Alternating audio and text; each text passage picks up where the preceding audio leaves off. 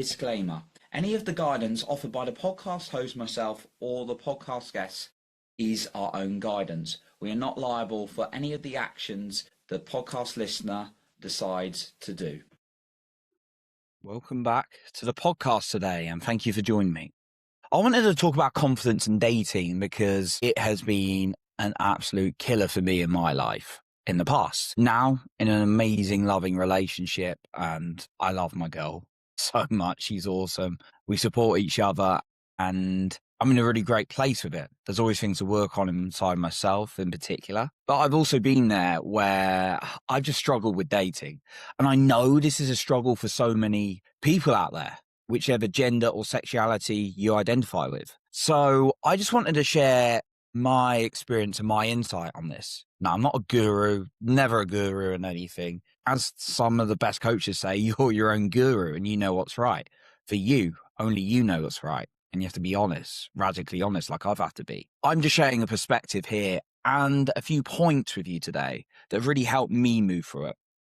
I've been in a place, because sometimes people perceive me and being like, he's quite a charismatic, good-looking guy, got a good career, good business, all these kind of things going. Yet inside, he'd been crumbling with insecurities and anxieties, particularly in the dating world. And I went through many, many teachers and many, many different personal growth programs and all these things, applying, and eventually it started clicking in place. Now, I'm not saying I'm set for life. I'm always going to be working on me. I'm always going to be working on my relationship. I'm always going to be working on how I can be a better human being, right? Yeah, there were some fundamentals I realized along my journey that really helped me get to this place.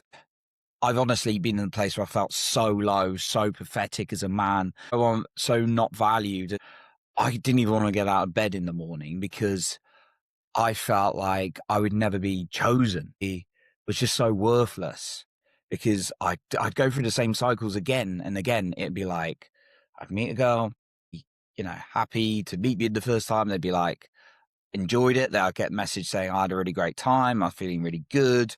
And then I'd just get, a few dates down, or maybe it was a short-term relationship or whatever. And I'd just be like, get the sudden, you're awesome, you're a great guy. I'm just not feeling it. And it was just like, I didn't want a friend. I've got loads of friends. I'm very blessed. I wanted a romantic partner, girlfriend, so many times. But then I realized over the years what I was doing wrong. So I am coming from a place of someone who's been so hurt in this area. Even though in all the other areas of my life, a lot of the time, it was going fine. So I wanted to share this today because I may feel like energetic aside to talking to you. You may be someone right now who's in the place where I was, who felt so down in life, like so heartbroken, so gutted. And I'm here to tell you there is absolute abundance of love for you out there because it is your natural birthright to have an abundance of love. I believe we are love. And I don't want to go like too woo or anything today. I want to give you some practical points for dating. I remember going through like how to get over heartbreak videos, all these kind of things. And I wasn't like a nice guy, like trying to please the girl. I was just being me. I'd speak my truth. There was some like nice people pleasing elements. Yeah. I was never, I'd like to think I was never an asshole. And then there was that belief that would come across and being like, well, the women just want all the bad guys, kind of thing, which is not true at all, unless a woman's got a lot of wounds inside of her, and then she might be drawn to chaos, right? And unfortunately, a lot of us, whatever gender we identify with, have these wounds that we don't look at. I've discovered speaking to many people, being in programs, seeing top-level coaches coach people on this, and I had to get it called out for myself, and I'm so glad a couple of amazing coaches did for me. So I'm not talking out of theory on this. I'm talking of absolute, genuine experience and lessons I've learned. And some of these may, and again, you don't have to listen to what I say. I am just sharing a perspective. Some of these may hurt a little bit or sting a bit when you realize, well, actually, that could be true and I really need to adjust that in my life. But when we realize we have the power within us to change how we feel about ourselves, it goes out into the world and things start reflecting back in a beautiful way. Even though they may be reflecting back, if that's in your dating life, not going well, it's often a reflection of our inner world. Like I would attract girls who would be like, I really like you. And then suddenly they're gone, avoidant, right? I can remember like going on a first date at someone, I really like you, oh, this is amazing, kissing me at the end and then ghosted me, right? That's one example. I can remember someone who was like, can't wait to see you, oh, you're amazing, oh, so good, I really enjoy your stuff. Can I plan our future dates within a week? Oh yeah, I'm not really feeling it anymore. You know, how gutting that was.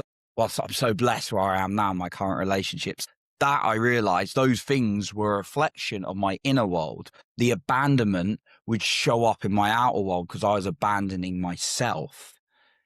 Right? It's easier to blame the opposite sex and be, or the same sex, whatever sexuality you identify as going, well, like, oh, all men are assholes, or all women are difficult, or whatever you're talking about, right? Or whatever gender you're talking about. But when we can come back to ourselves and realize we are the source of creating that, and some people don't like to hear that, and like, that's too wooey for me. Well, I realize it's so true, not just in the area of dating, but many. So I want to go through some tips for you practically. And it uses my framework that has set me up for life in a great way that I always have to come back to because I don't get things right. I'm still working on things, which is energy, psychology, magnetism. How energetic you feel, what you're thinking, the words and pictures in your head, and then magnetism, the practical day-to-day actions you're taking. Okay, so let's go through these 5 points. Number 1, know what you want, not what you think you can get. If you're like say you're looking for, I'm going to talk to sort of a perspective of talking to you, but take it in whichever gender or sexuality you identify as, right? Say you're looking for your dream woman, covers, and into a founder. You go, right, what do I want? Okay, I'd love someone who's, safe, makes me feel happy, quite pretty. That's what you think you can get, not what you really want. Get really honest on what you want. What is it you want? Do you want someone you can grow with? Do you want someone you can go to events with? Do you want someone, and be honest about the physical side? Do you want someone roughly a certain like height and weight? That's okay, right? I wouldn't say too picky, but that's okay, right? Like, I like someone who works on their health. That's important for me. Like, someone who eats crap all the time and doesn't look after herself. That's not, that's just not for me. But I also have to live that myself. But other people might be fine. Like, you got to be honest with you.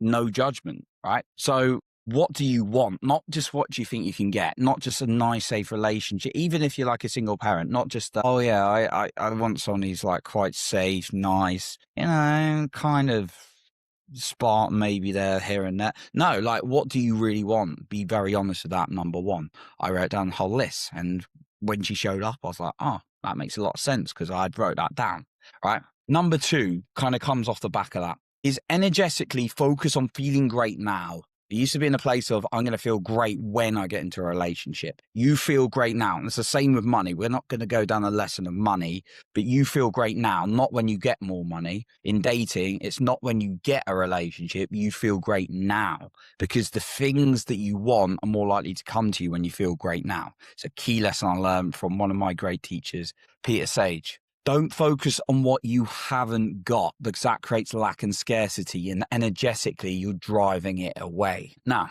there's 3 levels of consciousness that my great teacher, Peter Sage, who I also have the pleasure of working for now, talks about. To me, by me, through me. There's also an as me, but we won't talk about that. It's more when you're kind of a really evolved monk. But for this sake, we're talking about to me, by me, through me, in the sense of your energy. To me is someone who's like, oh, I'm so gutted, I'm so down. And I'm not saying you shouldn't express and feel your emotions and go to therapy. And I do therapy. I do all these things. I do breath work to allow my emotions when they get too much. Please allow yourself to feel emotions. Do not suppress them. But I'm talking about if you're in an energy constantly of like, life always happens to me. My life is so tough. Life is hard. And then you're just feeling like down. You're feeling like apathy. You're feeling maybe some shame in your energy. That's a to me energy. And that's, believe it or not, actually not going to attract your dream partner, if hopefully you realize that. But a lot of people, and I've definitely been there, come from a perspective of when I'm feeling really down, exhausted, down on my luck right now.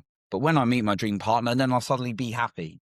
No, don't do that. Feel great now is the aim, right? The second level is buy me. Now, buy me is like, right, I don't want to feel sorry for myself. Great. That's a bit of an improvement. But I am going to take so much action and I'm going to control everything, and everything has to happen in the way I planned. Guess what the problem with that is? Life doesn't always fit your pictures. The way I met my girlfriend is not a way I could have planned, right? But I was taking action and I was feeling good, which is the next level we're going to be talking about. Like, you it's better than to me. It's better, you get out there. But I've been in the buy me, and buy me is things like, right, I'm going to go on so many dates, and one of them's got to work, and it's got to work in that specific thing, and it's got to work with that girl. So I'm going to constantly make sure I message then, and then do that, and then acting it. That's like a very buy me kind of way. And guess what? It's not in the heart, and you're not. Maybe you get into a short-term relationship with someone, but it's going to be based on fear, which is not a good place to be either. Or suddenly it doesn't work out, and then you get thrown back to 2B because you're like, I knew it, guys are assholes, or women are assholes, or whatever, right? Now, the third level of energy, which is the best to come from, is through me.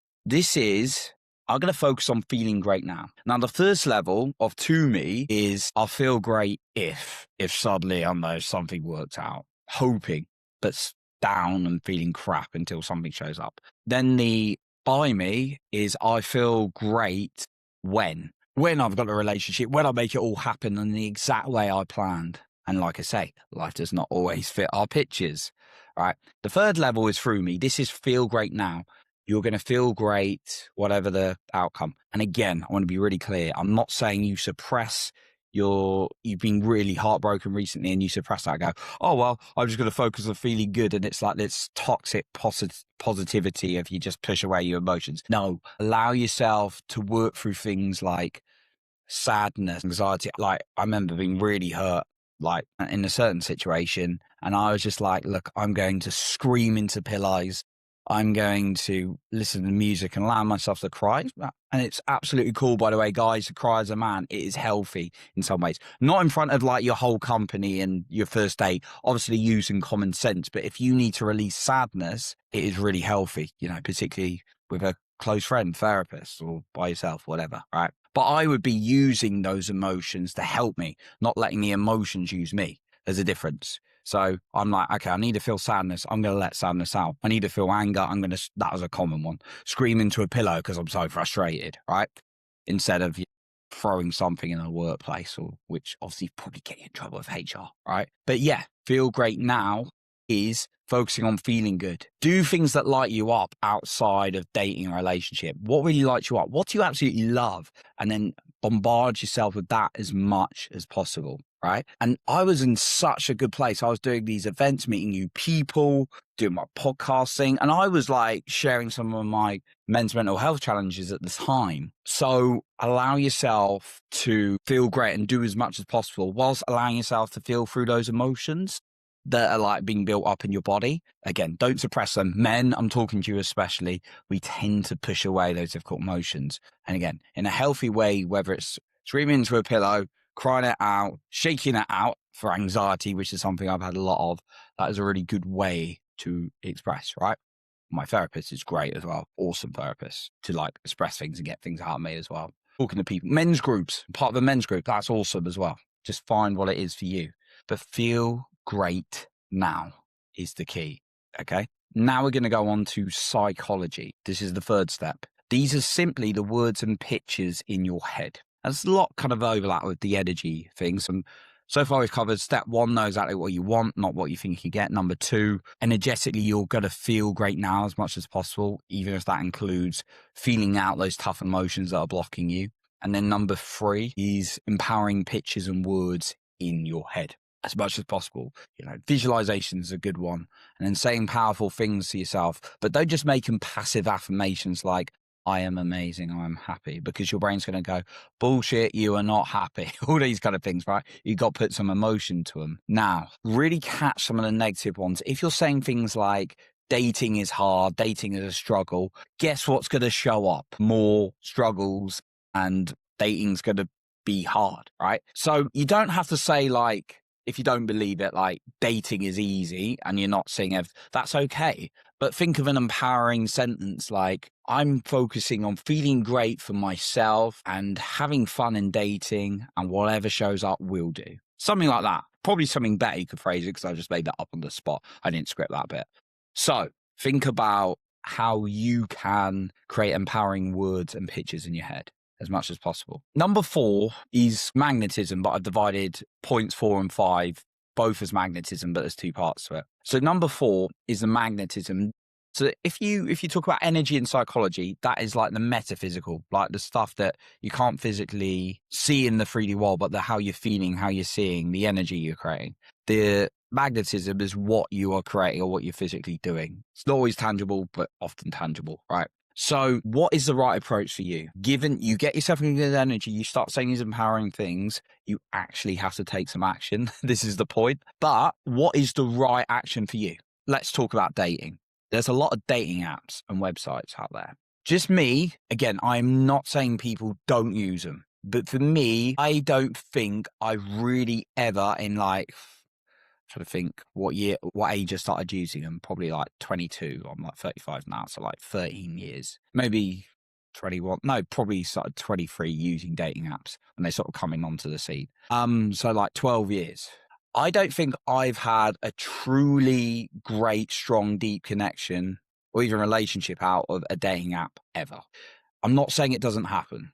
I'm saying it because that way clearly does not work very well for me. So my approach is to not go on dating apps, and it's served me very well. Now, I'm not saying dating apps are wrong. There's also websites, websites are different. There's like websites you can pay for that might serve you. Like for me, just got to a point I went, these are not serving me. The last time I used a dating app was like mid 2024, I think. And I connected with someone for a little bit and it didn't work out, and that was okay. Like I ended on neutral terms. Don't think I've ever ended really badly with someone except once. I won't go down that rabbit hole, which was a lot to do with me, by the way. I take responsibility. But like, yeah, for me, I know my approach would not to be go on dating apps, because for me, this is just my personal view. There's a lot of please validate me, these are my pictures, let's see how many matches I can get, rather than coming from the heart. So those just don't resonate. But I totally understand why people use them. Like if you've got a busy life, you've got children or whatever, you may be a lack of time to do certain things. So they may resonate for you, and that's cool. But again, if they are, don't attach an outcome to them of like, it has to work. I've got to meet someone quickly and it's going to work out, right? Know what's the right approach for you. When you get into the right energy and the right psychology, though, that is more likely to show up. So that is my suggestion on that. And then number 5, like for me, like what worked for me was joining groups of familiar people and networks and things I liked. And actually, years after I joined one, I met my girlfriend, turned out to be someone I met in a group years ago, right? We just hadn't met a person until that point, and we hadn't always communicated or spoken, but then we did, and then we became like a relationship. But like I've always, whether it was dating or a relationship, it's always come from like meeting in like out in the open, maybe a night out, maybe like a social event like a wedding or something like that. And that's just what's worked for me. So that resonates. So know what works for you. And I went to like more social things, in-person things, and it's like improving for me. Like often I think that's a good thing. Like if you're into personal growth massively like me, go to events like those and you'll find like-minded people, right? Sometimes on dating apps, for me, people beautiful in their own way, but don't even know like who sort of people on personal growth are that I follow, like Tony Robbins stuff. Again, it's no judgment, but I don't massively follow Tony much anymore anyway. But like that for me suggests that like if they're into certain things and I'm just on the dating app to try and hope it works out, that just didn't work for me. Whilst if I go to events like I did and groups and stuff like that, and it's, this relationship now is not the only one that like I developed from a network or a group, right? Or just mutual acquaintances and things like that, right? So know your approach. Spoke a lot on that one, longer than I expected.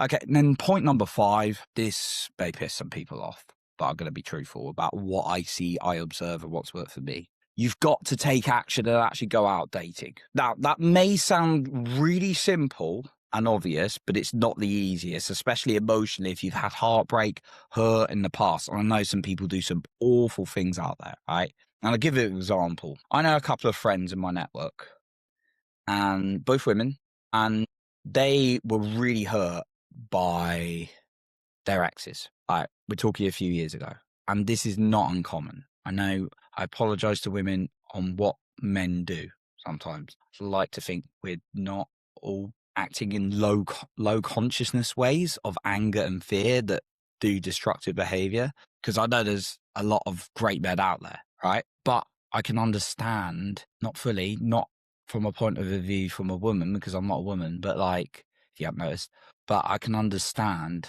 that like it could create scars on wanting to go out there dating. Like I've been hurt, and it's what I know we're different, like biologically, but I've had things that could have held me back from dating. And it comes out of the story of like, I've been so hurt, but I'd like a relationship, but I'm so scared to go out there dating. A few years down the line, like you can do the healing work 100%. You work on the psychology, the energy, like what you think and believe, and make sure you're topping it up with lots of self-love. That's key every single day. But if you don't get out there dating, things ain't going to change. Dating without attachment as well, right? There comes a point where you've got to get out there date. I'm not going to give you a timeline. I'm not going to say like, okay, so you broke up with someone 1 week later, get out there, because that'd be mental, right? I'm not putting a timeline on it, or 1 month later, or whatever, months later. I've been in a place where I was like so hurt once from a breakup, and I was like, I had a coach, one of my coaches at the time, and he was like helping me with a particular issue, and he was like, well, I could kind of see that coming, and I kind of could as well, which is fair enough from what I'd shared, and it was not good. But then he went, now you can get out there. And I was like, I'm not getting back out there in the next few weeks. I'm really hurt. I need to work on myself. And I went off and played football, and I was playing really well, weirdly enough, in one of my darkest times. And I took the time for myself. But then I got to a point like months later, and I was like, yeah, I'm going to get out there dating again. And it took a while, but like there came a point when I realized I got to get out there dating, even if it could be hurting. And guess what? I did get hurt a little bit. Not as badly as that, but do you know what? It led me to where I am now. It's like, I'm not going to go out there because I could get hurt. I hate to break this to you. There's every chance you're going to get hurt, but there's also every chance you could find true love in dating. I believe it, because we're all capable of that. But it's like life in general. We're like, if we think of a chessboard analogy, like if you think, okay, everything I want to do I've got to step on like these squares, right? Because I don't want to be on a square where things are going bad, right? Well, unfortunately, you have to go on those tough challenges, those squares, in order to get where you want. So it's like, it's inevitable that there's going to be challenges in life, but it's like how you respond to it. And think about it this way. If you avoid dating because you could be hurt, as opposed to enjoying it and thinking about what you can get for the rest of like your life. Imagine if you got to the end of your life and you were like, well, I avoided any heartbreak, but I'm all alone and I never met anyone. Instead of, well, I went out there and yeah, it hurt a little bit, but I'm so glad I met the love of my life, even if it took a bit.